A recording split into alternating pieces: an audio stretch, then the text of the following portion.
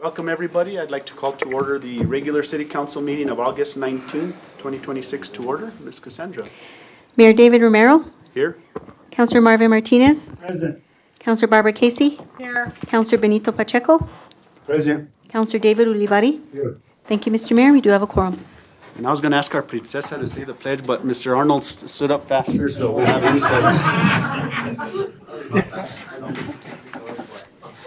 Allegiance to the flag of the United States of America and to the republic for which it stands, one nation, under God, indivisible, with liberty and justice for all. Councilor Casey, moment of silence. Thank you, Mr. Mayor. I would like to ask that everyone pray for the repose of the soul of Manuel Puffy Padilla, who passed away recently. He was a Vietnam veteran, and after he came back from Vietnam, he went into training and he became a 25-year firefighter and paramedic for the city of Las Vegas. And so I'm very sad to learn of his passing. He was a very good person. Also, anyone else who has passed away this last week, Mr. Louis Loera, and others maybe that we don't know about because of the way the newspaper works, and sometimes families want to keep those things private.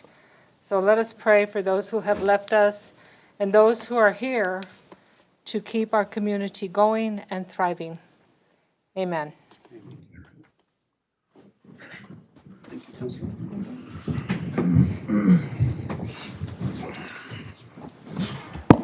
Mr. Mayor, approval of the agenda. Manager, you had a recommendation? Yes, Mr. Mayor and Council, under item 3, under business items, Mr. Marquez and I asked that we move that to after executive session. That approval? And also, Mr. Mayor, I have a recommendation as well for item number 4. I did not add Mr. Jimmy Sice's name in the out-of-state travel, so if we can add him in there, it's on the agenda request form. Those recommendations, what's the pleasure of the council? Do we have a second? I'm asking for, what's the rec? Mr. Mayor, I'll move for approval of the recommendations of the city manager and the city clerk. A motion by Councilor Pacheco. Do I have a second? Second. Second by Councilman Martinez. All in favor? Aye. Aye. Those opposed? The ayes have it. Thank you, Mr. Mayor. Moving on to our next item, public input. We have no public input this evening. Moving on to our mayor's appointments, reports, recognitions, and proclamations. All right. At this time, if we could have the Sanchez family come up. Over the past year, couple years, we've had musical icons pass away, and it just brought me aware to, how fortunate we are to have Mr. Sanchez still alive. And I know, the great things that he's done for our culture within New Mexico music.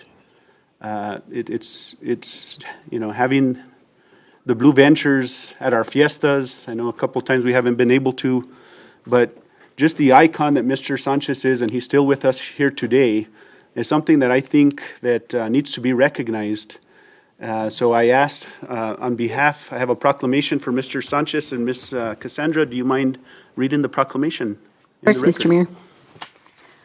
Honoring Mr. Luis Sanchez, founder, manager, and patriarch of Los Blue Ventures and Luis Sanchez, whereas the music of northern New Mexico is more than entertainment, it is a heartbeat of our communities, preserving our culture, celebrating our faith, and bringing families together across generations.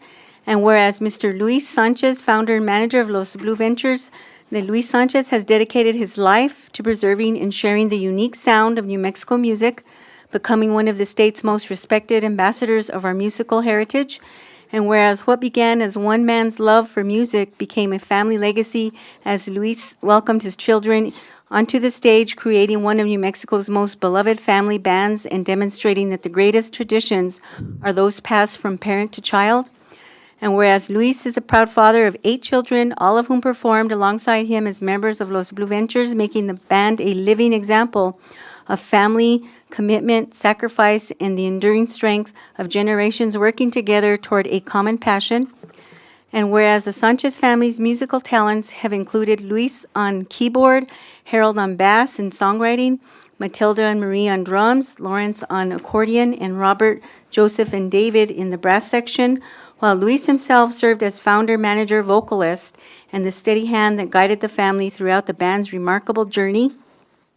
And whereas the family tradition extended beyond his children to include his brother Johnny Sanchez and nephews Jerry Sanchez and Frank Martinez and guitarist Derek Aragon, making Los Blue Ventures not simply a band, but a true family legacy built upon love, faith, and a shared devotion to music. And whereas Luis and his beloved wife Della Sanchez created a home where faith, family, hard work, and music were woven together into everyday life, raising children whose talents reflected the values they learned at home and whose music continues to honor the example set by both of their parents. And whereas although Della's passing left an immeasurable void, her love and influence continue to be heard through every performance and every generation of the Sanchez family that continues to share their gifts with the people of New Mexico. And whereas through Harold Sanchez's heartfelt songwriting, including cherished songs such as Una Casa de Adobe, Ayúdame, Madrecita de Oro, y Tu Querido Hijo, the family has presented stories of faith, gratitude, love, and the cherished memories of northern New Mexico for future generations.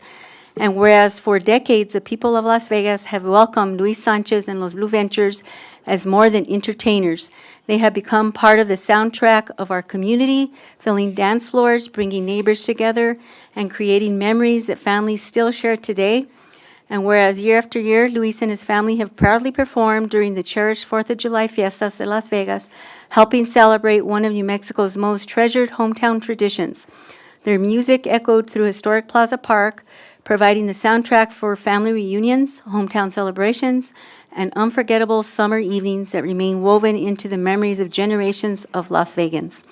And whereas whether entertaining crowds beneath the lights of the plaza, playing dances that lasted well into the evening, celebrating weddings and anniversaries, or performing at community festivals and special events, Luis Sanchez understood that music was about far more than performing. It was about bringing people together, strengthening friendships, and creating moments that would be remembered for a lifetime.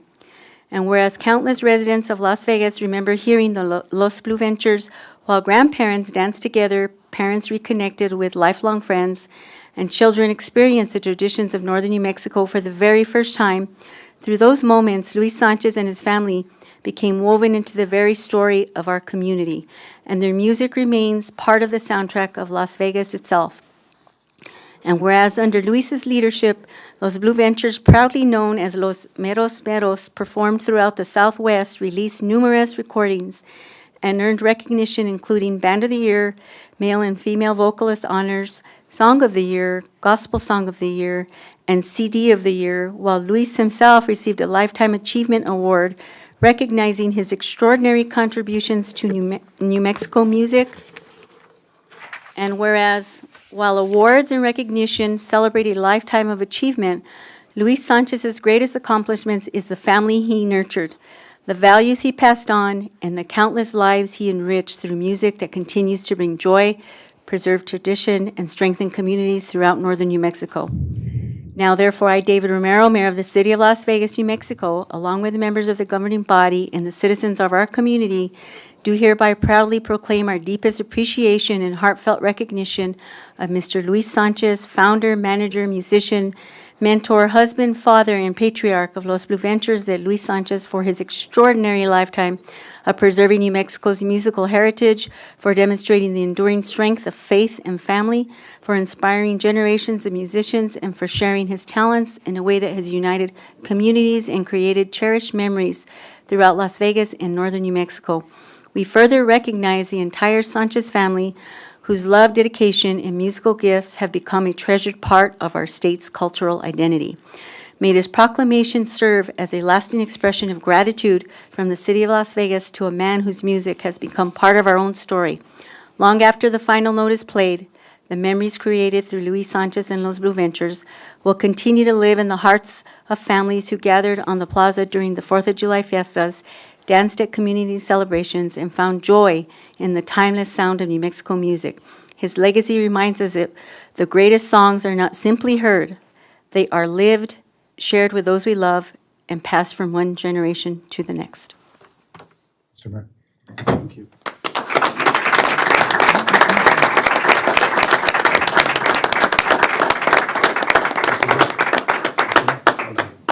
So on top of that, Mr. Sanchez, we also got you a plaque, and I'll go ahead and read it. It says, Musical Icon Award presented to Luis Sanchez in recognition of your extraordinary contributions to music and your lasting impact on the cultural heritage of Las Vegas, New Mexico. Your talent, passion, and dedication, love inspired generations and brought public pride to our community. On behalf of myself, David Romero, and the entire governing body, we thank you for all that you have provided, the culture, the history within your music, and also the faith. I know you guys are a very faithful family. You're loved in this community, and we want you to know that.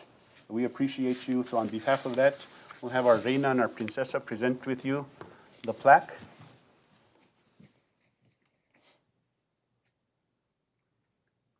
Thank you.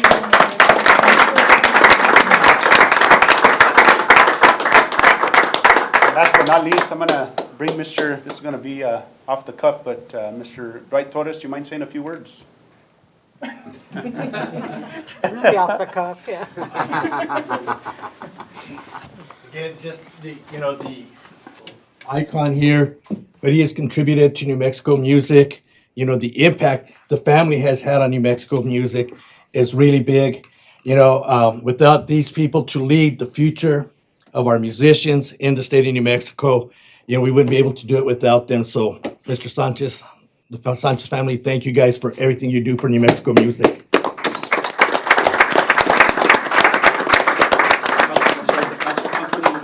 Thank you, Mr. Mayor. Mr. Sánchez, gracias. Muchas gracias por todo el gusto que nos ha dado por... Yo tengo como 5 años oyendo tu música y me ha pegado en el corazón y le pega a toda la gente de New Mexico, even you guys, and we're proud of you guys. You guys done a good job.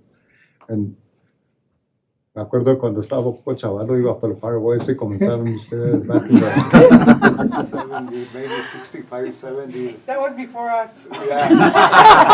They started around, so anyway, number one. I've been following you forever and ever, and you guys done a very good job. And la gente de Mexico is proud of you guys. Thank you. Thank you. On behalf of my dad, I'd like to say thank you, and we've always loved coming to Las Vegas since we used to play at the Inn of Las Vegas and come to La Fiesta since we were teenagers. So thank you so much for this honor. Mr. Pacheco. Thank you, Mr. Mayor. Mr. Sanchez family, thank you very much. It's been a pleasure following your music for my whole life. And there's a couple of songs that when I hear them, they say music takes you back to a certain time.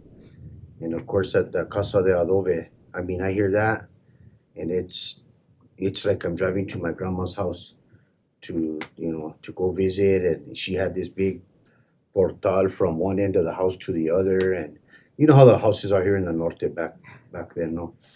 And then I also have those memories of, remember back in the day, we used to actually have dances almost every weekend at the Inn in Las Vegas and the Civic Center and the Bull Rush.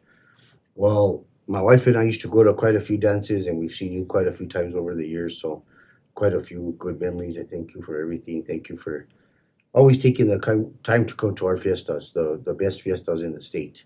So, and you help us make them the best fiestas in the state. Thank you so much. Councilor Casey. Yo soy muy llorona. Muchísimas gracias por alegrar nuestros corazones por tantos años. We really appreciate the joy that your music has brought us. We are proud that you are part of us, and that I'm very happy that we're honoring you this evening. And, we love your music, we love you, and we're very proud that you are here this evening joining us for this celebration. Thank you so much. Councilor Martinez. Mr. Mayor, thank you. I was planning to read that proclamation, but I'm definitely happy I wasn't. I wanted to. It lasted a while, but by all means, thank you guys, the family, for being here in our community to receive this award. And I thank the mayor for bringing this forward and making sure that it's recognized from this day forward, that we have recognized you as a leader in our culture and the music that we continue to provide to the families in our community. Thank you very much, very, very much. Thank you for being here. Okay, so councilors, we don't mind, we'll get a picture with Sure. the Sanchez family, and the Reina and Princesa can join us. Mr. Manager, I don't know if you wanted to say a few words while we're. Thank you, Mayor and Council. Just God bless Mr. Sanchez and the whole Sanchez family and your music now and forever. So God bless you. Thank you. Que viva Las Vegas. Matt Martinez, radio guy.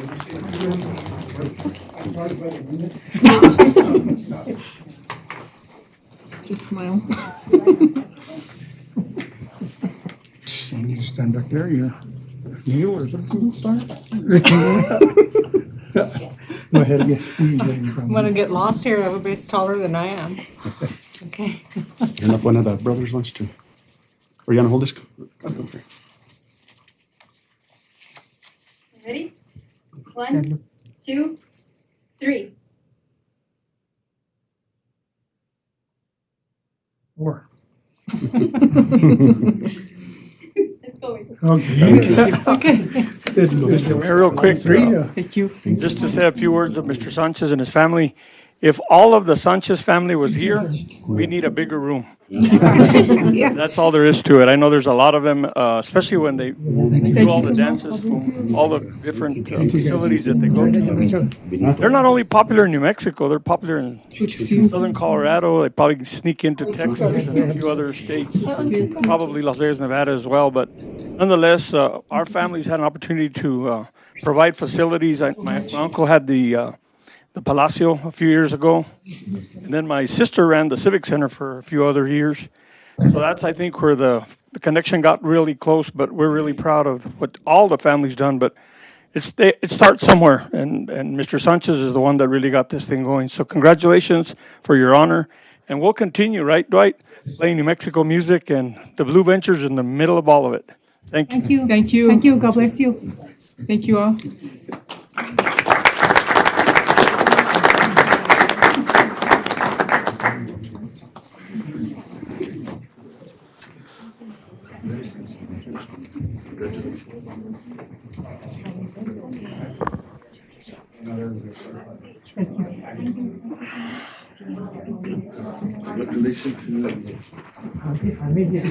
I would like to shake that, yeah, sorry if it's a little.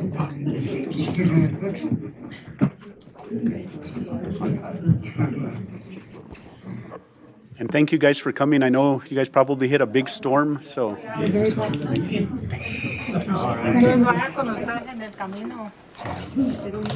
Guys have a safe drive home. God bless you all.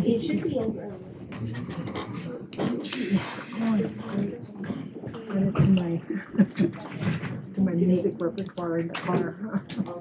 Thank you. See, I made sure you guys didn't have to talk this time.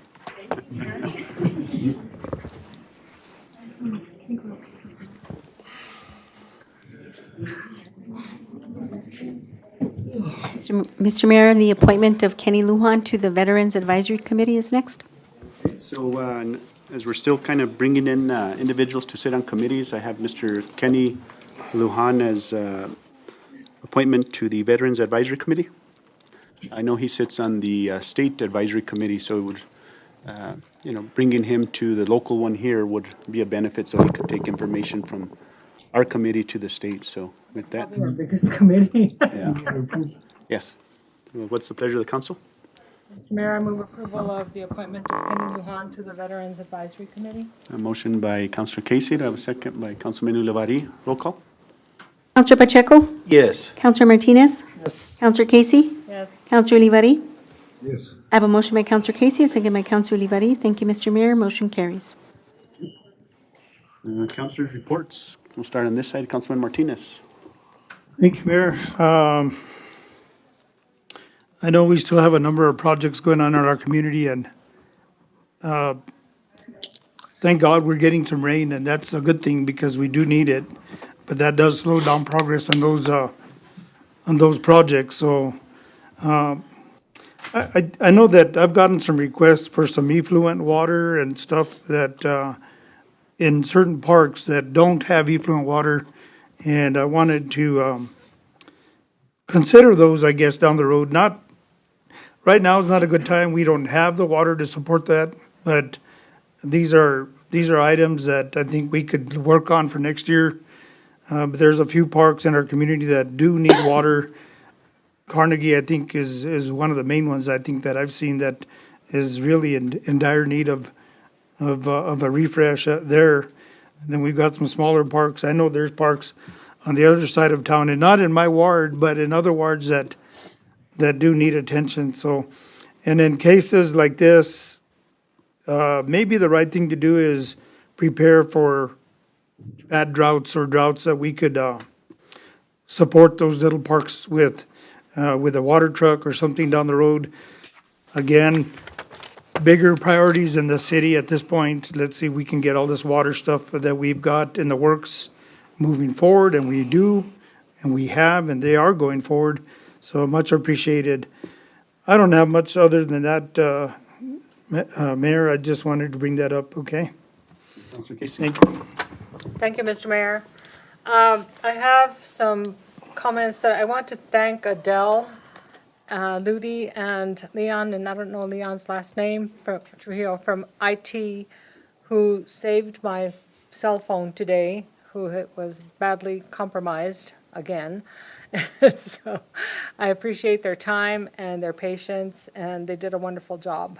And hopefully, I won't get any more Crazy things on my phone.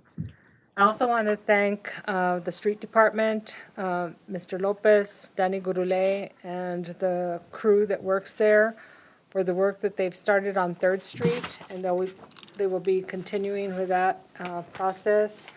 The work on Commerce, I've received some phone calls from the people on Commerce who are very excited about the street getting fixed. Some want to make sure that all the driveways are the same size and a few other things. But we've been able to communicate with the community a little bit more. And also coming up next would be some work on Mills Avenue. So I'm very happy about that. And I want to congratulate the folks who have been so busy for so many years putting together the Epi Duran Substance Abuse Treatment Facility. It's a 20-bed long-term facility for substance abuse, and also 8 additional beds for detoxification efforts. So I think it's something that we've needed for a long time, and I'm very pleased that it is going to be opened up on Monday. And the last item that I have is there were a lot of people who were upset about the flock cameras that are catching all the people who are speeding. And I received an email that had a petition, and they wanted me to sign it, and of course I didn't. But they did have a website that I could go to put in my personal comments on that. And so I did. And what I did was I requested that the people who were complaining about the flock cameras, that they read the March 11th, 2026 minutes of the meeting where that was discussed, because many people were saying that we are spending money needlessly, throwing money away to spy on people and all that kind of stuff. So hopefully they will take my advice and read the minutes of that particular meeting so that they know exactly what those cameras do, and they know that we're not spying on them in their homes or anything else, because some of them even alluded to that. So hopefully, I think maybe sometimes people have a tendency to overthink things and then overlook the reality is. So I hope that people take that to heart. Thank you, Mr. Mayor. Thank you. Councilman Pacheco. Thank you, Mr. Mayor. I just want a point of clarification on the cameras, as I understand them. Because I have had some feedback regarding the camera systems. And the cameras used for our, to assist with traffic control are different than flock cameras. They're two different things. So I don't believe, Counselor, that the minutes from March would provide much insight into the flock cameras. That discussion was specific to speeding cameras. I just want Yes, for and clarification. I did make that point with them, so. So, but I think each have their own purpose. I think we're very early on and there's, of course, always discussion to be had. I do want to, as we're kicking off the academic year for all of our local institutions, I want to say best of school year to West Las Vegas, to Las Vegas City Schools, to Luna Community College, to Highlands University. You know, you students bring a lot to our community, and we're glad to have you starting your academic year as well as your athletics seasons. So best of luck as you start those fall sports as well, and all the other extracurricular activities. Just for the public information, there's a group of us that will be attending the Municipal League next week, and I look forward to networking with colleagues there, getting to know some other individuals from throughout the state, because I think an important part of representation is that networking and seeing how we bring resources, information, ideas to Las Vegas, New Mexico. How do we continue to grow, and how do we continue to do that in a successful way? The other thing I want to just put out for the record, as I've received some inquiries about this particular matter, is the animal shelter. And I'm just curious, and I don't need answers today. I'm just putting it out there so we think about it. You know what our process is for adopting an animal, and is that to our benefit or does it need to be reviewed? Right? What is our, when I look at these things, I think it's dollars and cents. And what's our cost per animal per year if we break it down, right? And how's that rate to other communities of our size? Because we have to be logical. I'm all for animals. I have 2 dogs at my house. Sometimes I wish I didn't. One of them's a real pain, but you know, we have to. It has to make economic sense as well as meet the needs of the community, and I want to make sure that we have enough space, because what I hear a lot is that, well, there's no more space, so we can't bring new animals in, and we still have many animals running around, you know, unlicensed, unrestrained, safety hazard, and I just want to logically see how we improve upon that. That's all I have on my report. I will say for the public, you see many projects going on out there. We're glad for the rain. We're blessed with the rain. It does cause some delays. Be patient. I think a lot of projects are moving along very quickly. I'm glad to be a part of a group of officials that are progressing and moving things forward, and I'm here always to hear input and get feedback as we move along. One other additional thing, I guess I'll say, since it has happened in my neighborhood, and just so individuals are aware. You know, crime is not specific to any part of this community, and crime doesn't go away just because we have a police force that's excelling or a other part of city government that's excelling. It takes citizen work and citizen perseverance as well. You know, I know in my neighborhood, I think we had about 3 or 4 break-ins this week. Some of those could have been avoided, you know, if but some maybe not. But the bottom line is that you know, as a community, we have to come together. If we want to combat crime, if we want to stop the little things, it's up to all of us, you know. The graffiti, the lack of civic pride in certain areas, that all leads to, you know, additional petty crime down the line, right? So, you know, I was at the Riverwalk this weekend. I took individual camping on the Riverwalk. I'm not saying that's illegal, but it is somewhat dangerous, right? There was people and many pedestrians and some kind of freaked out, but let's as a community be vigilant and be proactive, right? Let's do what we can. So, thank you. Councilman Umari? Thank you, Mr. Mayor. Mr. Manager, it's a monsoon season, so we're getting a lot of rain and a lot of weeds around our residents, our city stop signs. Maybe you could take a little ride and check the ward after ward and see what we need. I want to thank the staff for all the work we doing at the city, paving our sidewalks. People are very happy about that. But I know we're working hard to keep this little small city going, and we're going to do all our best to do that. But having dogs running around, there's a lot of things that us councilmen, as we always see, and we live here, we drive through them, you know, but see if you can get your code enforcement to take a look at that and go from there, sir. Thank you. Thank you, Councilor. And Mr. Manager, I just want to acknowledge, I know a person I had ended my, after the appointment, I didn't get to finish my report, but I do want to acknowledge Ms. Haley Lucero in my office and the executive office.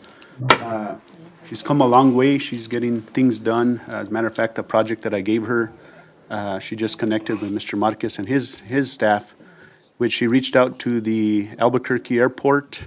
And as soon as Mr. Marquez gets some details worked out with them, we'll start putting our brochures and information at the Albuquerque airport. So I think that was kind of a little task I gave her that kind of became something huge and a marketing opportunity for the city. So I just wanted to acknowledge that. I mean, I know there's other things that she's done, and she's coming out of her shell a little bit, and she's getting things done. I just wanted to recognize her. Thank you.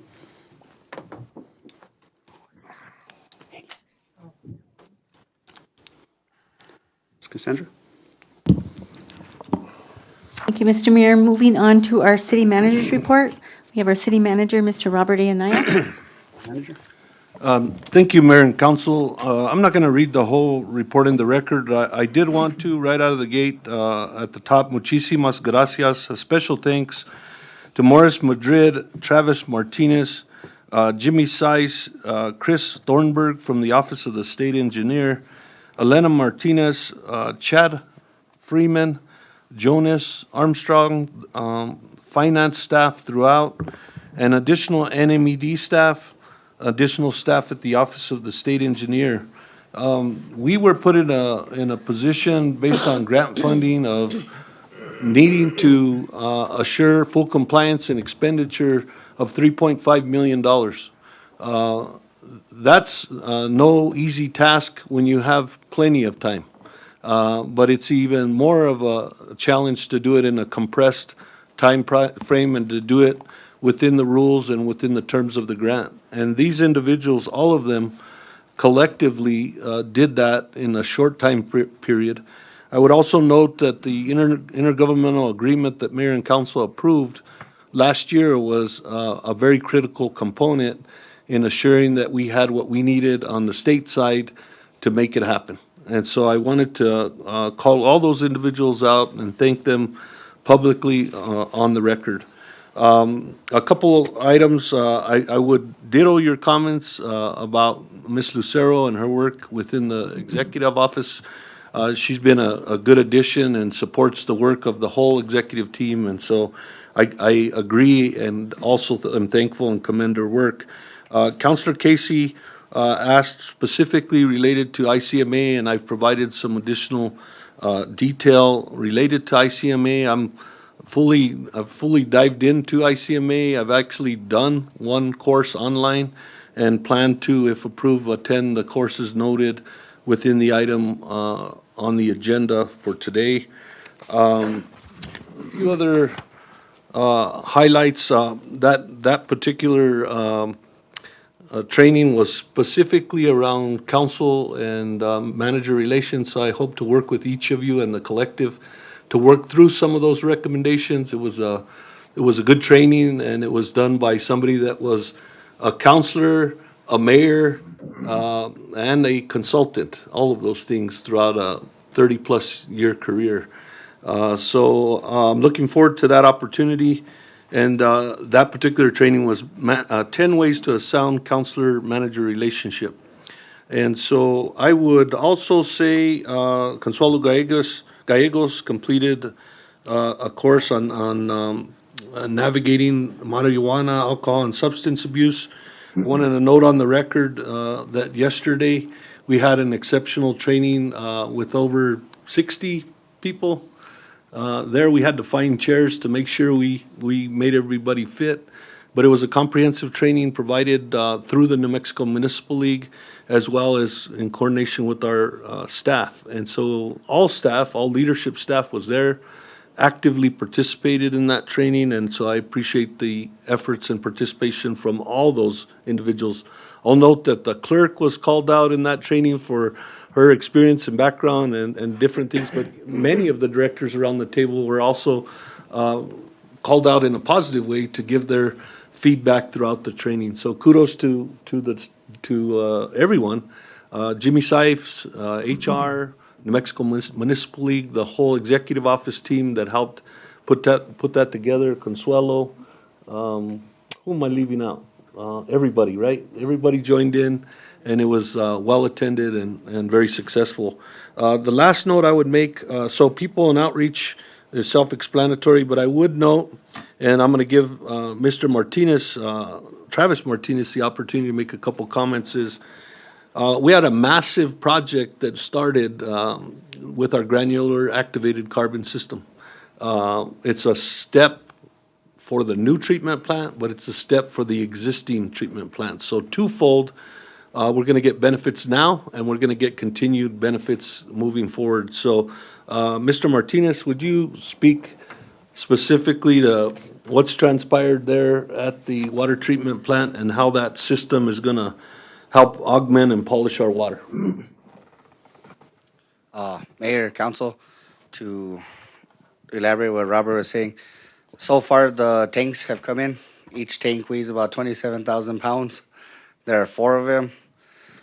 They're being set up right now. The building just came in yesterday. We did inventory. The building is being set up as it is now. But as far as the process goes with the granulated activated carbon, it's just material that's in there that's carbon. And what happens is once it leaves the filter building, it'll go to the GAC. From there, it'll polish. It'll polish our water, and it'll take out the rest of the contaminants that are in there that we've been fighting with for years, the TOC, stuff like that. So our water will be even better than what it is now, moving forward. If you would, Mr. Martinez, we've been dealing with a lot of heat everybody has in the state of New Mexico. And within our water system, and we put out a PSA for this, and we've received numerous calls from the press and others, but could you speak to specifically the odor that some parts of the water system were, residents were smelling, and why that happened, and how we're working to mitigate that, but some of the things that are happening as a result of that are beyond our control, but tied to climate, but also speak to the water and it's still passing the requirements associated with testing with the Drinking Water Bureau. Correct. So pros and cons. We go into water restrictions because we depend off of the river. We have our backup. So restrictions. Over there at the water treatment plant, we've been averaging a savings of anywhere between 400 to 700,000 gallons a day. That's on restrictions. Everybody's doing it. While during that time, water becomes aged. It becomes stagnant. So what happens is the chlorine dilutes, and when the chlorine off gases, it gives off that odor. So on certain sections of town where we are getting calls, we are going out there and we are calling it routine and conducting flushing in the areas that need it. Basically, what we mean by strategic flushing is we're just getting the water moving, because what's happening is the water is not moving like it's supposed to. Other than that, too, the heat, like city manager said, now that we've been having record-breaking heat, our water storage tanks are metal. So when we have 90-degree weather, like we did today, I think in my truck I saw it was 93, 94 degrees. Well, the tanks are metal, so you go and we got 93-degree weather. Well, our water storage tank, you figure the water in there is, the tank itself is anywhere about 110 degrees. So the water inside is about 75 degrees. So when you get that water moving and it's going and it starts slowing down and it starts aging and it starts dissipating on chlorine. So that's where we have to step in and we have to keep the water moving. But back to what Robert said too, we are also staying in compliance. So every time we do the flushing and stuff like that, we do take our precautions, we do take our readings, and we do make sure that we are fully in compliance with NMED regulations. Thank you, Mr. Martinez. Mayor, council, I'd stand for any questions. Mr. Mayor. Mr. Manager, I'm looking at your collection totals here for the whole city. We're talking about tires, we're talking about mattresses, box springs, sofas. What I think what's maybe going on is maybe our force, our police force, maybe they're doing it where they're getting caught. That's a lot of stuff that they're leaving around our city, in our yards, weeds. I mean, there's all kinds of stuff that's going on. Maybe your staff or your police force can take care of that, to see if we can get those numbers down. Thank you, Councilor. We'll work on it. Councilors, any questions? Mayor. Councilman Martinez? Mr. Mayor, thank you. I looked at the report. I saw Travis's report. It's got a lot of good information. It's got water levels and including information from last year's levels. And of course, all the other reports that came in, solid waste. And I know we did talk a little bit about one of the amnesty days set up for 2 wards. I'm just thinking out loud and thinking that if this is even a possibility, we have a lot of residents that don't end up taking items out to the transfer station. And I'm kind of guessing, or maybe thinking they don't want to take them out there or something, and that's how some of this stuff gets thrown out there and it lands up either in the county or the city. We need to pick it up somewhere, and that's where all that, adds up from that. But during that amnesty day setup, is it anywhere near feasible, smart, or something that we can do in reference to some of the wards in a strategic city-owned property? Can we place a bin? I don't know. I'm just thinking that. If that's something that we cannot do, it would have to be on a city-owned property naturally, but if we can't do that, then sometimes what happens, you don't get what needs to be sent out there. I'm just thinking that might be an option for areas in our community that don't have to go take it out there. But what are we gonna get? We might even get county trash out of it. I get that. But it also can clean up our own town. So I'm just thinking that, manager, I'm not sure what the best way to, work with that. If that could work, maybe it needs to be monitored more. Maybe that's the reason why it has to be up there at the transfer station, and that's understood. I'm just thinking, how can we do a better job of cleaning our wards up? You know what I mean? That's what I'm boiling down to on that. Mayor, Councilman Martinez, I'll work with Director Marquez to take into consideration potential options and alternatives and potentially other days as well, but we'll look at it and I'll work with Director Marquez. Thank you. Councilor Casey? Thank you. Prior to Councilor Martinez being on the council, the previous mayor had placed a big trash bin out here. And it was a good idea, but it didn't quite work like we thought it would. And so we had people coming in from other communities, outside communities, Rosiada, Mora, the valley, and bringing their trash and putting it here. And, it got, it was very difficult to keep it empty. And the solid waste department had to do a lot of overtime to take care of that. So maybe if we can just have Amnesty days, more than, twice a year. or however often we have them, so that people can bring that in. Another issue is that sometimes we have a lot of elderly citizens who don't have a vehicle where they can, put an old couch on it or, carry anything that's very heavy. And so they can't get it to the transfer station. So they just, somebody comes over and they say, Take that couch outside and leave it in the alley, So those are some of the things that we have to also take into consideration. Mayor and Councilwoman Casey, as well as Councilor Martinez and all councilors, we will continue to work on alternatives, additional days, and I know a lot of times it has to do with logistics and placement and even support. We are working towards alley cleanup again for the city, but maybe we can come up with some alternatives connected to that particular event that might facilitate some of the stuff that's being suggested. So I'll work with Director Marquez and the rest of the leadership, and we can come back with some recommendations to Mayor and Council to try and improve. Mr. Mayor, I believe that our ordinances state that alley cleanup is not the responsibility of the city. It is the responsibility of the property owner, and each owner has to clean up their half of the alley, and whoever is across the alley from them, they have to clean that up. So I just want to make sure that we are following our own ordinances. And so that this doesn't become something, we've done it once, and that was already a violation of an ordinance. I know that it's needed, but I don't think we should be violating our own ordinances to do that. Mayor, Councilor Casey, respectfully, also the city manager has the authority and responsibility to assure health and safety associated with access for our public safety officials as well as people in the gas department and our employees across the board. And so that's the specific area that I utilized and would utilize again for the cleanup. But you're absolutely correct. There are responsibilities associated with landowners. But I utilized under, I believe, my authority and responsibility under health and safety to mitigate those challenges that affect access for our employees.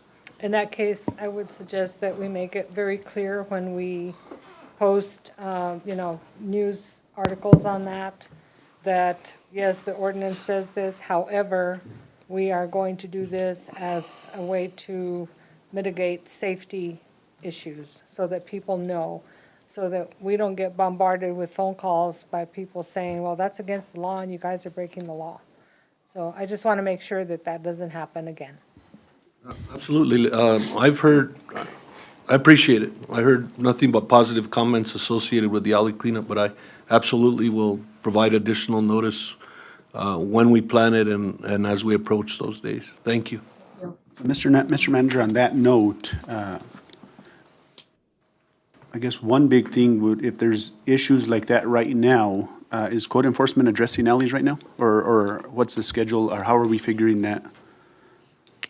Since it is their responsibility, if there's overgrowth, how are we tackling alleys right now? Or Mayor and Council, right now, we just started back on the weeds. We were pretty dried up there for a while, but the weeds have now started to take, I guess, root, you could say, with the new rainfalls that we've had lately. So yes, we are out there now hitting the weeds in that area, on the west side this week. We believe next week we'll start going over to the next district and continue over until we get all the way around the town. I know weeds, but I'm more specific to the alleys. Do our guys go through the alleys, or how are we figuring those? We do have times where we do go through the alley, Mayor, and we'll go see what we can see as far as if we can get in there or not. There are some alleys that are pretty rough, and the boys will address it. Thank you. Thank you, Mr. Mayor. Moving on to our next item. At our fire chief's report, we have our fire chief, Mr. Stephen Span.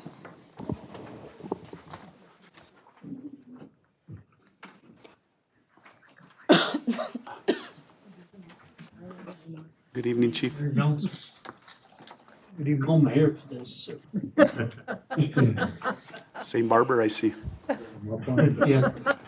That was good.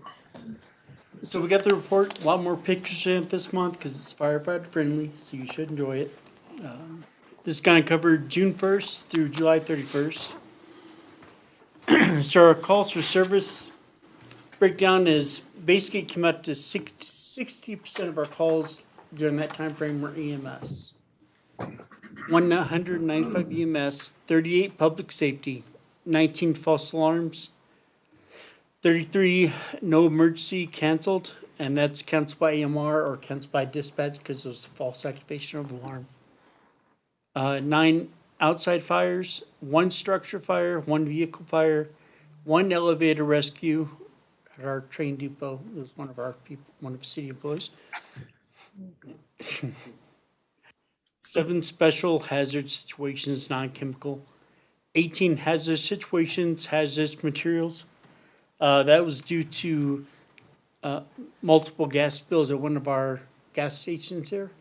We did bring the code down on them though, and they are compliant now, and the gas leaks have stopped. 2 hazardous situations investigations and 1 law enforcement support. I'm not gonna say anything during council, but 325 calls total. So fire inspections for June, we did 9 completed, 16 scheduled. July, we did 35 completed and 20 scheduled. That also counts all vendors during fiestas at the Pleasant Park, all food vendors and mobile vendors. 44 total. Training, we had 6 employees complete the WIP Merit Hazmat and Radiological course, which is provided for the state to help us for initial response to the WIP trucks if something should happen. Fire ops internally, 7 employees, 1 hour each. We had 7 hours of that. Hazmat materials awareness and ops, that's the initial course all firefighters take. 2 of them took that. Candidates Jacob Armillo and Jordan Mascanes. 40 hours each, 80 hours total. EVO driver is Matthew Freeman. He did 24 hours and completed that.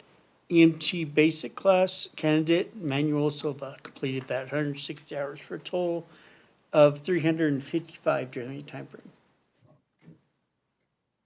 Current staffing, we have 26 uniformed personnel, 1 civilian personnel. Everything else below that has changed since we did this PowerPoint. Admin 1, we have 2 applications that were turned in that we are processing at this point. Today, we covered finals for admin 2 position with the city manager, and we'll be getting that out with a few changes made. Fire inspector 1, we have 1 applicant, and he's going through the testing and screening process as well. 4 firefighter positions, 3 tested, 2 we're recommending for hire. And 1 captain, which he will be starting on Monday, I believe. Is that correct, Ms. Consuelo? What was that? Monday, John. Yes, Monday, the new fire captain starts. Our new fire captain, it's John Sotres, who used to be with us a couple years back. He's come back home. So he'll be our new captain. Total activities conducted, we had 1 new hire testing event. We're averaging those about once a month of 1 to 4 people, depending on how many have applied. Outreaches, we had 7 of them, and fire prevention, we had 8. I would list all of them, but you got handouts, you can look at them. You guys know I will talk forever if I get a chance. Here's pictures of the guys. It's 4th of July. It's our fireworks show that we provided for the city. Our Precision Fireworks is the company that was there.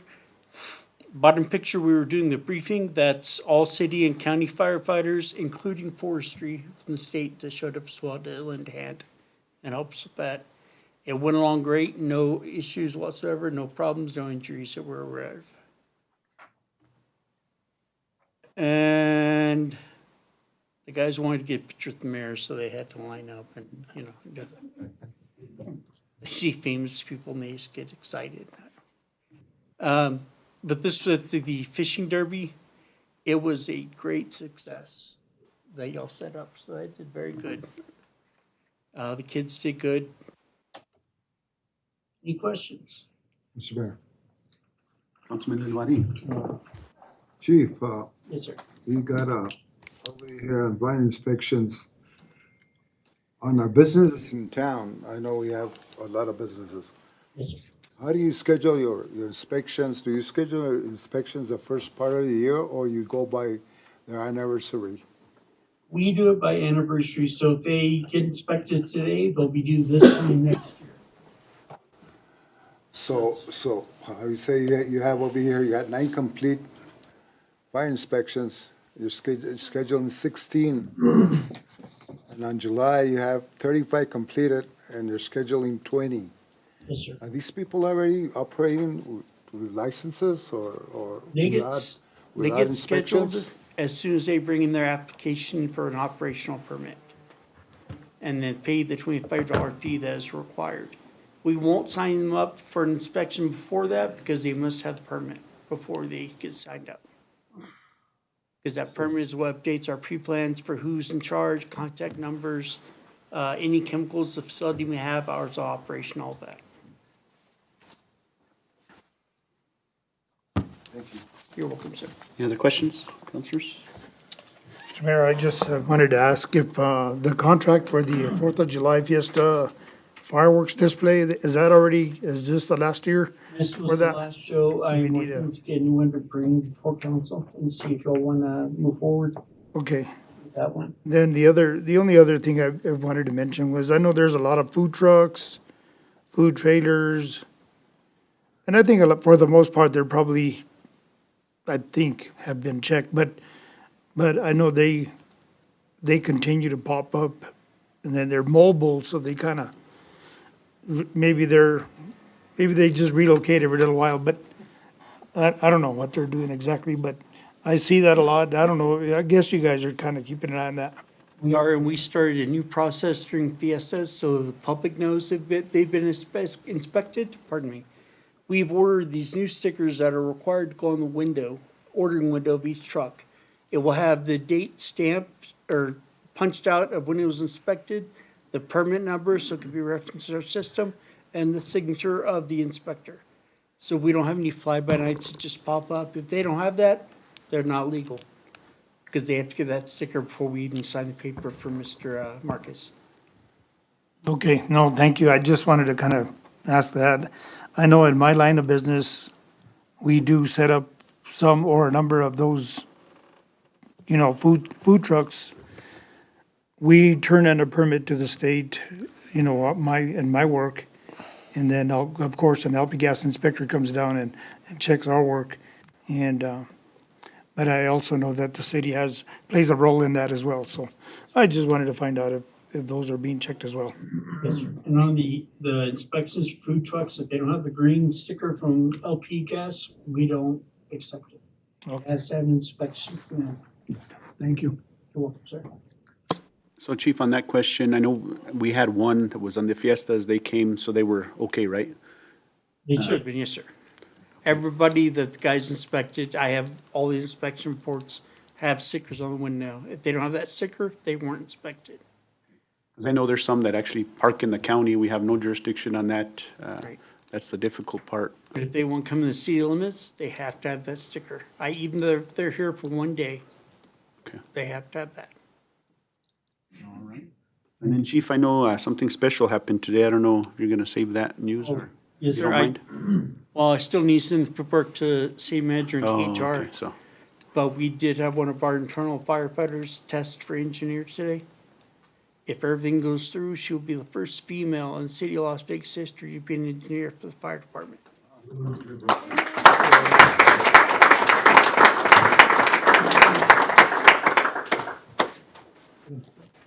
so she passed everything, right? With flying colors. I guess, Mr. Manager, all the pressure's on you now. That's positive news. I mean, that's good to Yes, hear. sir. Thank you. Thank you. That's great. Mr. Manager? Thank you.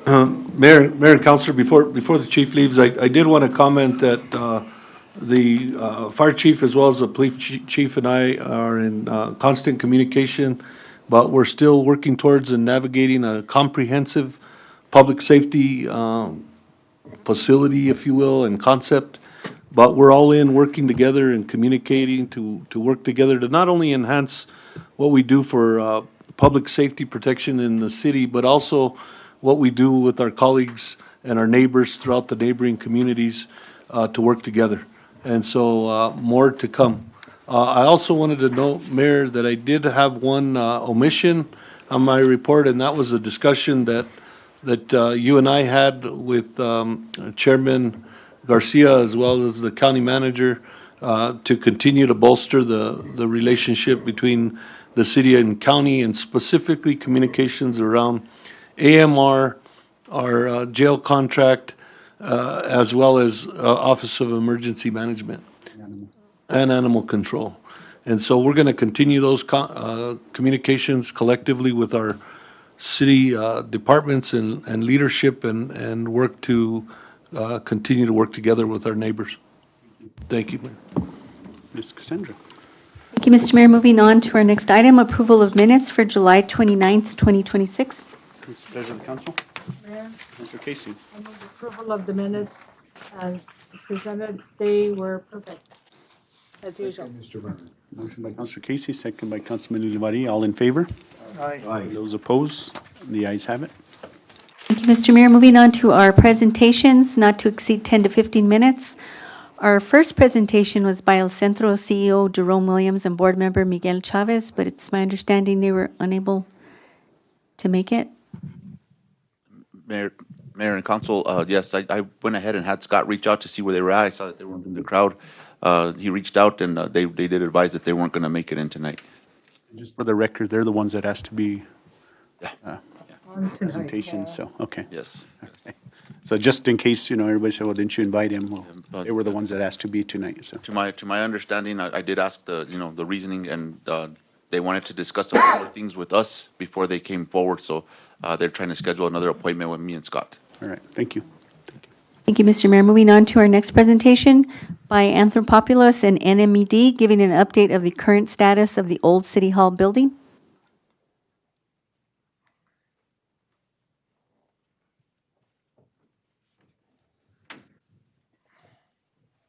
Welcome, who are you? Welcome. Thank you. Good evening, Mr. Mayor, councilors. We really appreciate the time here this evening to share an update on a pretty special project that you have moving forward in town. We will just talk briefly about the old Las Vegas City Hall in general, and then the rehabilitation efforts that have been happening, many of them supported by the NMED Brownfields program, the remediation project to date, funding sources, architectural assessment and visioning, and then we have a couple case studies as sort of inspiration. And I should introduce myself. I'm sorry, I'm Amy Bell. I am a principal with Anthropopoulos Design and Planning, and I'll let Savannah introduce herself. Mayor, Council, thank you so much for your time this evening. Savannah Richards, I work for the New Mexico Environment Department Brownfields Program. Thank you for your time.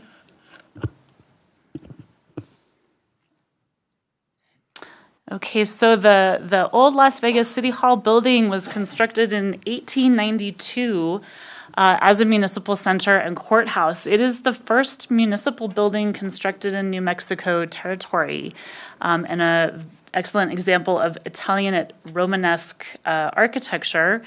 It was abandoned for decades and has been designated as a brownfield site due to the presence of asbestos and lead-based paint. And so remediation to address that contamination is set to begin soon. There are some structural issues with the building, and again, the asbestos and lead-based paint contamination that needs to be addressed. And here's just some photos of the current condition inside the building. There has been a lot of momentum to rehabilitate the building. There was a non-original rear addition that contained asbestos, and that was safely demolished earlier this year. using $60,000 of capital outlay funds. There was a $320,000 quality of life grant from the New Mexico Department of Finance administration that replaced the roof. And that's, I think, completed and looking really fantastic. And it's going to protect the interior from any more deterioration or damage. And now I'll hand it to Savannah to talk a little bit about the NMED Brownfields program. Thanks, Amy. So what is the Brownfields program? It's a little confusing when you hear brownfield. What is that? So what you need to just think of when you hear Brownfields program is revitalization of vacant and abandoned properties that may or may not be contaminated with soil contamination, building material contamination, indoor air contamination. So, but it's really about the revitalization of these properties and the eventual redevelopment and reuse of these properties. So the NMED Brownfields program is funded by the U.S. Environmental Protection Agency. And it's been a program for around 26 years. So it started in the early 2000s. And in the past, we've had projects in Las Vegas. The Carnegie Library benefited from our program's funding probably 10 or 15 years ago. And so I'm so happy to be working on funding for this building in particular. So we provide free testing, so any type of environmental sampling and testing to cities for free. And it can be really expensive, so we can come in and assist and remove those barriers for you all. We also can fund remediation, so the cleanup and abatement of the contamination. And it's all grant funding for cities. So we also have the ability to pay for planning type activities like community visioning or reuse plans for a property or for an entire area. And so we're able to have contractors assist us, like Anthropopoulos, that really specializes in community reuse and planning for these properties to move them to redevelopment. So this is the most significant project that I've ever worked on, and I've only worked at NMED for 8 years. But I just want to say thank you to Robert Archuleta, who's sitting in the audience. He brought this project to my attention as a manager, and really I've been talking to him probably for 4 years now to get the building tested, sampling conducted, and also the remediation, which we're going to meet tomorrow with the contractors to discuss, the timing and scheduling for the abatement that's going to happen this fall. So, yeah, next slide, please.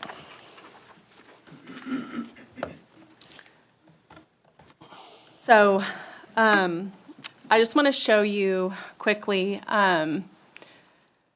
let's see. I'll just tell you so far, the New Mexico Environment Department, we've contributed over $450,000 to this building, to this one project. So that includes the sampling, the remediation that's about to happen, the reuse and visioning planning that Amy and Anthropopoulos have conducted for us, and then also we recently received a report just 2 days ago, an architectural analysis of all the windows. Because if you know the building, you know how many windows it has. All of those windows have lead-based paint and asbestos in the windows. So we had a licensed architect come and inventory and do analysis and assessment of every window and say what needs to happen as far as the State Historic Preservation Office is concerned, and also as far as what you need to do if you need to replace them completely or remove and restore them. And there's also cost analysis in this report. So that will be provided to you all as well after NMED has reviewed it. But it's just been a substantial project funding-wise for our program and just historic. It's a historic structure. So, so over $450,000 so far, and we're not done. We have additional funding available in the future if it's needed. So we're committed to seeing this project through however we can. So thank you. That's awesome. Yeah, and Also, as part of that report, we will look into potential future, additional funding opportunities, because we know no single funding opportunity ever completes a project. We have to, patchwork them together like a quilt, and so we'll want to look for good matches for the proposed uses to, fully rehabilitate the building. Savannah talked a little bit about the architectural assessment that's being done to look into, whether or not the windows need to be sort of fixed up or if they need to be completely replaced. We are working with a architect who's very skilled in historic preservation and working with the State Office of Historic Preservation to make sure that all of those requirements are met in order to receive public funding. We have been working on some of the visioning for the proposed uses for the building, and we understand that there have been conversations going on for quite some time about how the building could be reused, and it's our understanding that there is a strong desire for the building to continue to serve a core function of civic use. So specifically, functioning primarily as a new council chambers, but also layering on other uses that support the community, such as supporting community programming, providing community meeting space, potentially office space for community organizations like New Mexico Main Street or other nonprofits, and then also layering in potential museum space. Thinking about what is on the walls, or what is the interest that's in that space. So really kind of layering all of those different uses so that the building can do all of those different things. And we do have some good examples in the presentations, which would be in your packet, of this kind of, adaptive reuse, redevelopment for historic buildings. The Santa Fe Red Room is a really good example. And I think we want to be clear that, historic preservation requirements typically are about the exterior of the building. So it's possible to sort of follow all of those historic preservation requirements, maintain the exterior appearance. There isn't the same sort of requirements to, rehabilitate the interior. So the Red Room is a really good example of this. It was constructed in the 1900s as the state's Senate chambers, but now it's, really been updated as a modern, functional meeting and meeting space, presentation space. And then the old Albuquerque Municipal Airport is another example. It was originally constructed in 1939 as the main hub for the Albuquerque Airport. It then transitioned to office space, and then underwent major rehabilitation in 2002. Actually, the architect who we're working with to assess the windows is the architect that designed that rehabilitation, and it continues to function as office and public space. Third, a building that folks are probably familiar with, the Highlands University Historic McCaffrey Trolley Building, was originally constructed in 1905, and the trolley system was in operation until 1926. It is also a Romanesque style building, and the reuse blends the building's historic roots with modern infrastructure. Exterior walls were preserved, and then integrated into a more modern industrial design, and now New Mexico Highlands uses the building for the Media Arts and Technology Department. So there's some really good examples out there for how this can be done, and I think a lot of excitement about the potential for this building. So again, thank you for giving us the time to give you an update, and we'd love to hear any questions that you have. Councilors?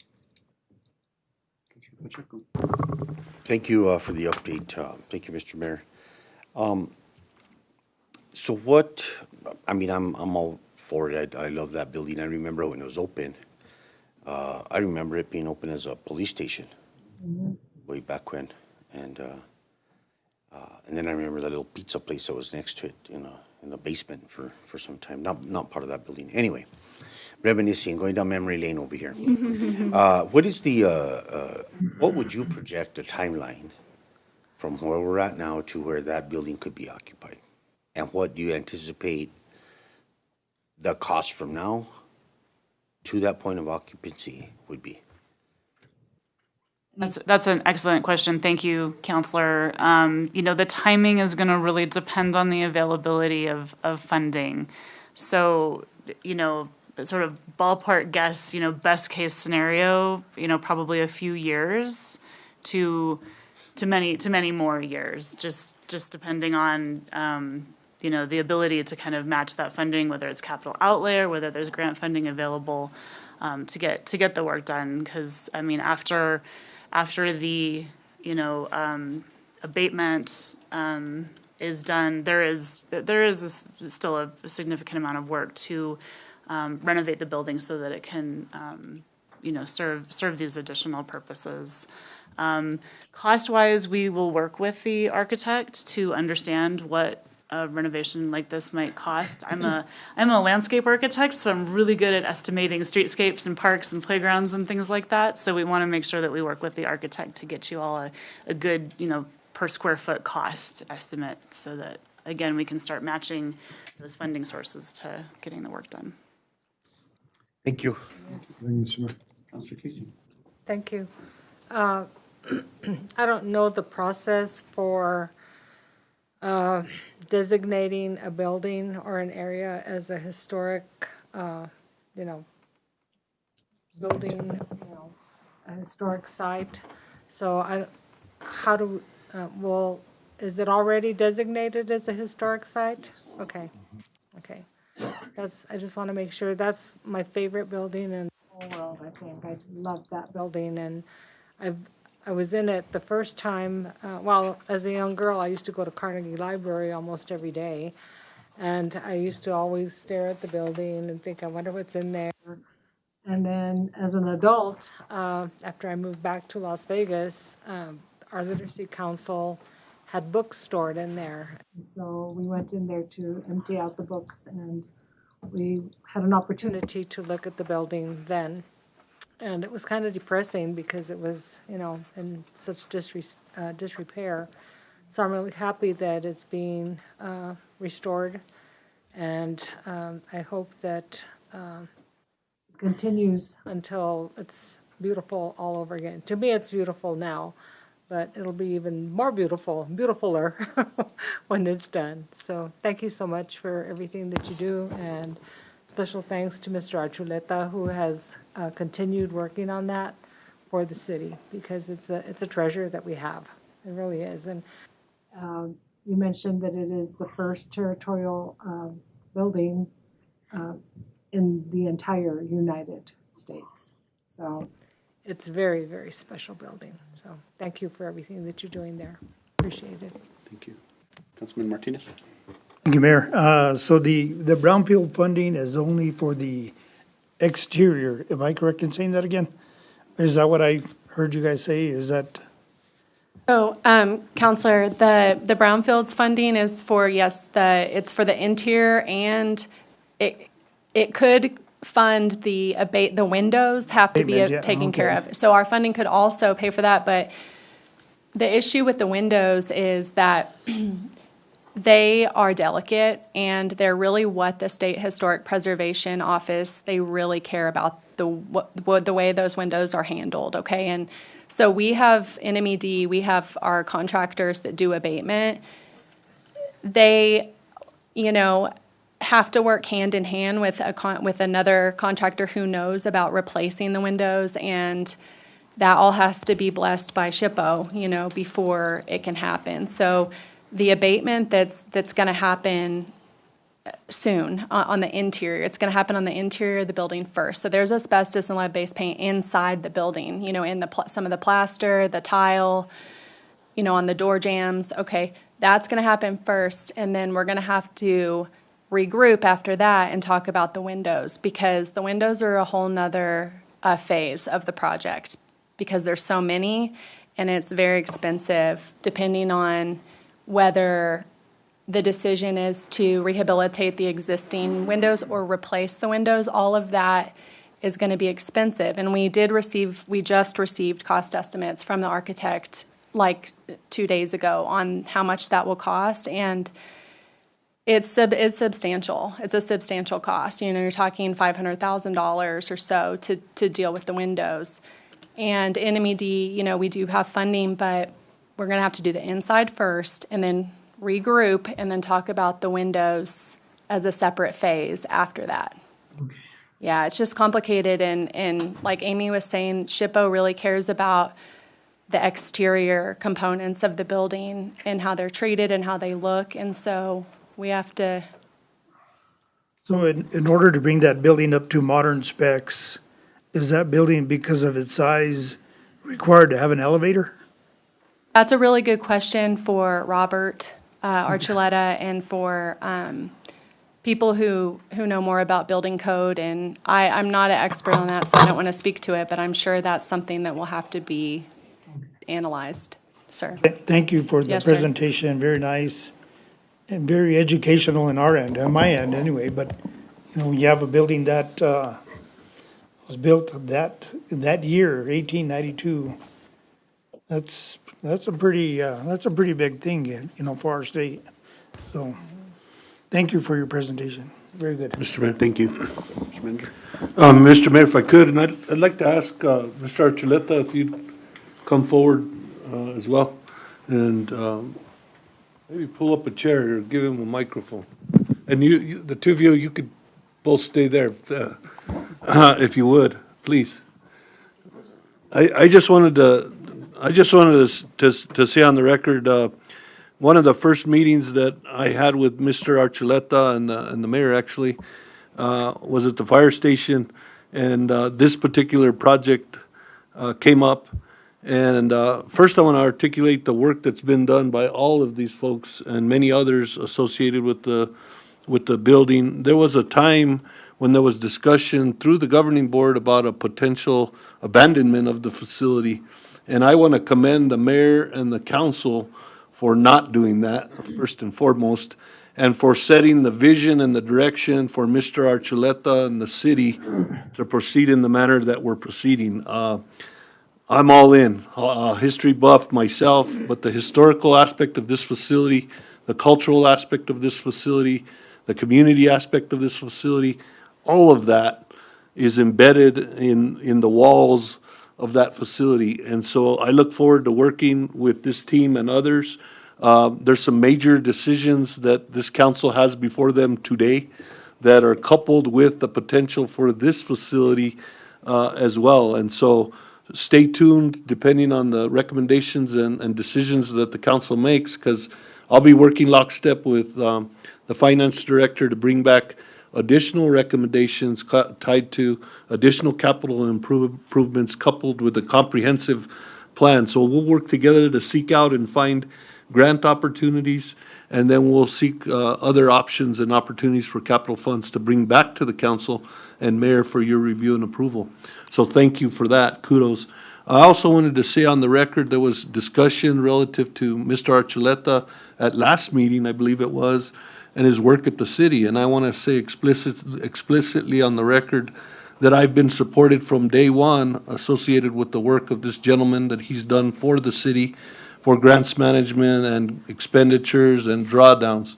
There are things, him and I both had a good conversation relative to communication and structure that we can work on, understanding that there's a different relationship between an employee to employee and an employee to a contractor. So I look forward to continuing that effort, and I thank you, Mr. Archuleta, for your work and efforts. I want to give you the opportunity to comment on the facility, because you've been a staunch proponent and were one of the people that raised the issue with mayor and council, and mayor and council ultimately took that advice and took it further for a greater vision. But if you comment on not only the building, but also just my conversation that you and I had and things we're going to do moving forward. Thank you, Manager Anaya. Mayor and Council, so the first person I want to thank is sitting next to me is Savannah.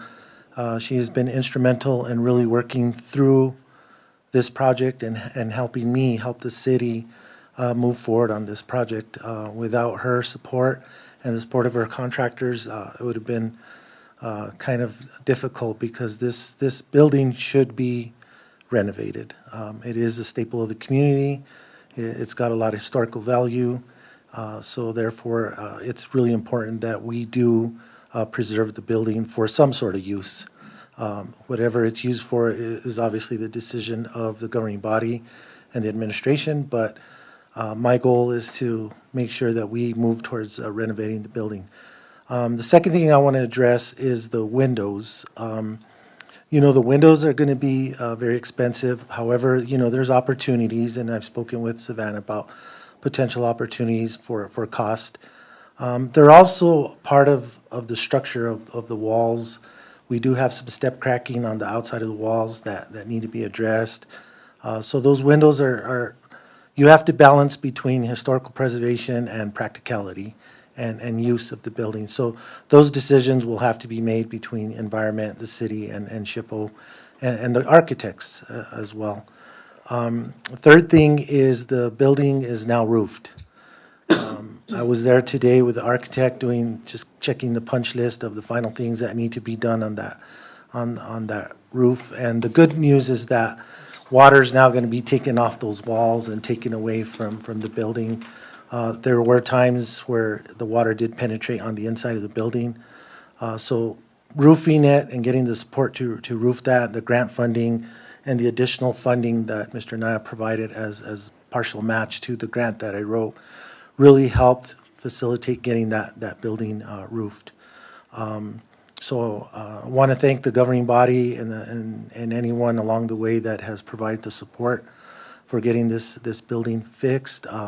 I think it's important that the city really lead this project as an example to the community. And so I think it's important that we stick to really fixing this building and having it reused. And I did meet with Mr. Nye on Monday, and I would echo what he said. We moving forward, we have some plans to really strengthen where we're headed with some of the grant funding and projects. So I appreciate meeting with him and moving forward with future projects. So thank you very much. Any questions?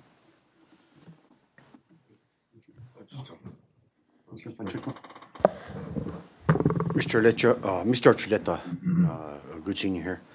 I just want to say that coming on and having this project in process, I've always found it very impressive, and I have some memory of that building being open, and I think it's a great asset to the community and could be a great location for many different things. Maybe that roofing was a blessing in disguise. It seems like we're getting some great test runs. So if it survived that shower today, I think we're going to be all right. Look forward to continued partnership and working with you. On a side note, I do want to, since you're there at the mic, I want to recognize the Robert Chava, your nephew James, and congratulate you on your run at West Las Vegas in the baseball program. I know that's turning a new leaf over there, but congratulations and thanks for serving our community in that capacity as well. Thank you. Appreciate that. Mr. Mayor, one last comment is tomorrow we have a Zoom with yourself and Mr. Naya and Savannah and to the contractors. So we need to have some serious discussions tomorrow because there's a lot of square footage of contamination that needs to come out of that building. So we really need to have a good discussion tomorrow on what needs to happen next. So thank you. Thank you. And I just wanted to make one comment. I know Mr. Marcus and I attended a historic preservation conference, and we did I remember it wasn't just fun, it was a learning experience. But Councilor Casey, you mentioned about, that building being in the historic preservation, on the registry. But I give somebody, whoever it was, commend, because we have over 900 buildings here in the city of Las Vegas. The way it happens, it takes from somebody within the community, they send to the state and then the federal registry, and that's how it's done. So somewhere along the line, we had somebody here that really made an effort to put these, to get these buildings on the registry. So I think we still have some other ones, and basically we could still do that if there's a historic, history or a background to any home or anything like that, and, that's very historic. I mean, it could be whether the state or federal, but it's still possible. It's just, I don't think we've done it in such a long time. But whoever did the work back then to get these buildings on that registry, they did a lot of work and made sure that, I mean, it's for no reason that, we're one of the highest, we have one of the highest populations of historic buildings in such a small community. It's because I guess we'll have to put Cassandra to work a little bit and find out who did that, but somebody did some work that put us there, so I thank whoever that was. So we did pay attention, Counselor. Right, Luke and Mr. Marquez? We did. Thank you. Mayor. Councilman Olivari? Thank you, Mr. Mayor. Thank you, staff. Thank you, Mr. Manager. That building's been here for a lot of years. It's a beautiful building. It's a tombstone for our city. I can go back 30, 60, 70 years ago, and the city still occupied it. We had the police department there. That building's one of the, tombstones for this city, and we're taking care of it. We're gonna fix it. It's gonna look beautiful. People are gonna wanna come back and look at the work we done to it. And it makes us proud. It makes me proud because I've been here all my life and I'm gonna stay here all my life. And I thank all the staff and everybody that's working with to take that building and renovate it, fix it up. It's gonna be there for another half century, maybe more. Thank you, guys. Thank you. Ms. Cassandra? Thank you, Mr. Mayor. Moving on to our business items. Our first item is request approval of an agreement between the State of New Mexico Department of Cultural Affairs, New Mexico State Library Division, and the City of Las Vegas. We have our Community Services Director, Ms. June Tafoya. Counselors, you guys have the memos in front of you. Any more questions other than what was presented? If not, what's the pleasure of the council? Mr. Mayor, I move that we approve the agreement between the State of New Mexico Department of Cultural Affairs, New Mexico State Library Division, and the City of Las Vegas for a GO bond in the amount of $73,599. Second, Mr. Mayor. Motion by Counselor Casey, second by Councilman Ivadi. Roll call. Counselor Martinez? Yes. Counselor Casey? Yes. Counselor Pacheco? Yes. Counselor Olivari? Yes. Have a motion by Counselor Casey, a second by Counselor Olivari. Thank you, Mr. Mayor. Motion carries. Thank you, Mayor and Council. Thank you, June. Moving on to our second item, request approval of an MOU between the City of Las Vegas and Luna Community College. We have our Community Development Director, Mr. Lucas Marquez. We have Dr. Linder again. Welcome. Thank you for always attending our meetings. It's great to know that we have somebody up at Luna that's can at least be a voice for us to know what's going on here at the city and not just depend on social media on the rumors and mitote that's going on. So thank you for always being present. Appreciate that. So councilors, you guys have the memos, the information. Any other questions for Mr. Marquez? Seeing nothing, what's the pleasure of the council? Mr. Mayor, I move for approval of the MOU between the City of Las Vegas and Luna Community College. Motion by Councilor Pacheco, second by Councilman Martinez. Roll call. Counselor Casey? Yes. Counselor Olivari? Yes. Counselor Martinez? Yes. Counselor Pacheco? Yes. I have a motion by Counselor Pacheco, a second by Counselor Martinez. Thank you, Mr. Mayor. Motion carries. Thank you, Mayor and Council. Just real quick, I wanted to just let you guys know, Coach Randall and I had a good sit-down and discussion in regards to this, to the new fields. And again, I want to thank, Mr. Archuleta's already gone, but I want to thank Mr. Archuleta for assisting us in getting those lights over there. They're excited to play underneath those lights this year. So thank you very much. I guess just one question. Is there scheduled night games? Possibly? You're not sure? I had that question, so I have to find out that. All right. It's going to be awesome. Thank you. Thank you. Mr. Manager? Or Ms. Cassandra, next item? Thank you, Mr. Mayor. Moving on to item number 4.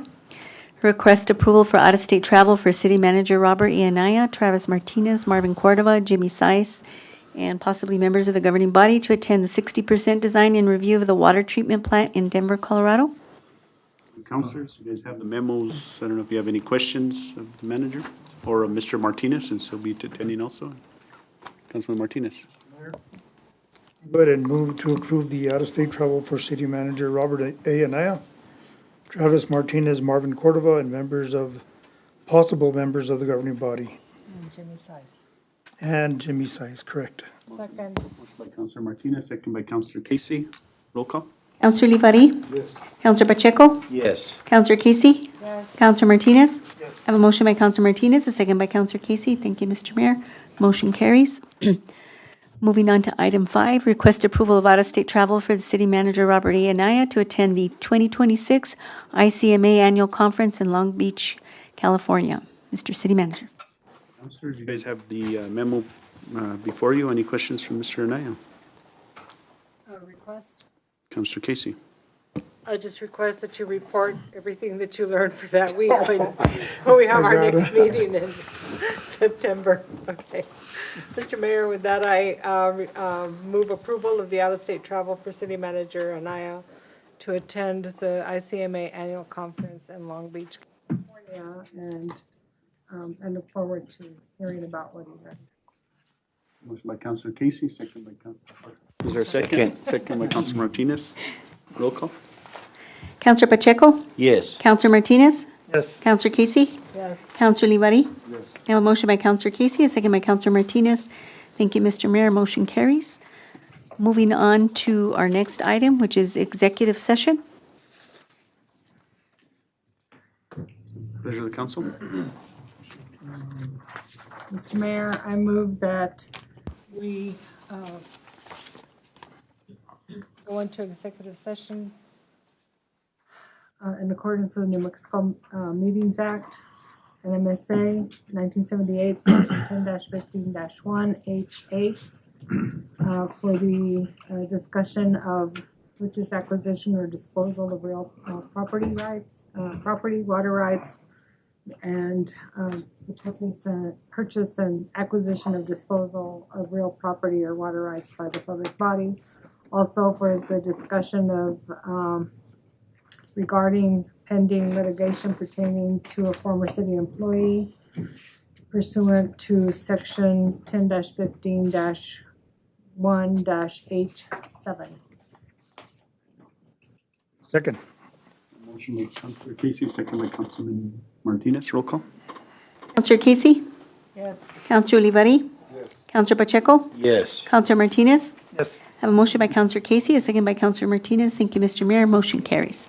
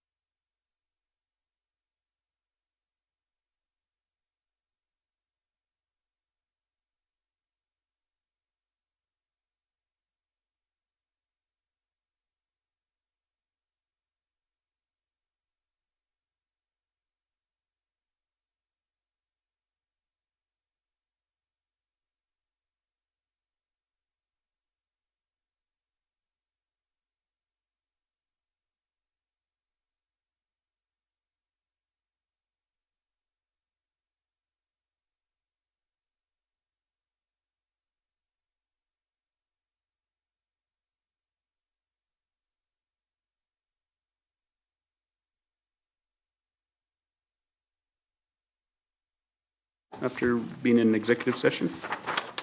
I think they need to start the. They did. Okay. Mr. Mayor, I move that we return to regular session after having met in executive session for the purpose of discussing acquisition, Purchase and disposal of real property or water rights in accordance with section 10-15-1H7 of the New Mexico Open Meetings Act, and also for the discussion of pending litigation pertaining to a former city employee in accordance with section 10-15-1H. Did I just do that one? H7. The other one should be H8. Sorry. Yes. Okay. Motion by Counselor Casey. No action was taken and no votes were, nothing was voted on. Second by Counselor Martinez. Roll call. Counselor Olivari? Counselor Pacheco? Yes. Counselor Casey? Yes. Counselor Martinez? Yes. I have a motion by Counselor Casey, a second by Counselor Martinez. Thank you, Mr. Mayor. Motion carries. Moving on to our business item number 3. Request approval of the letter of intent to purchase property located at 622 Douglas Avenue, Las Vegas, San Miguel County, New Mexico, owned by the Bank of Las Vegas, doing business as Southwest Capital Bank, and request City Council to give authority to Mayor David Romero and City Manager Robert A. Anaya to negotiate a purchase agreement. Mr. Mayor.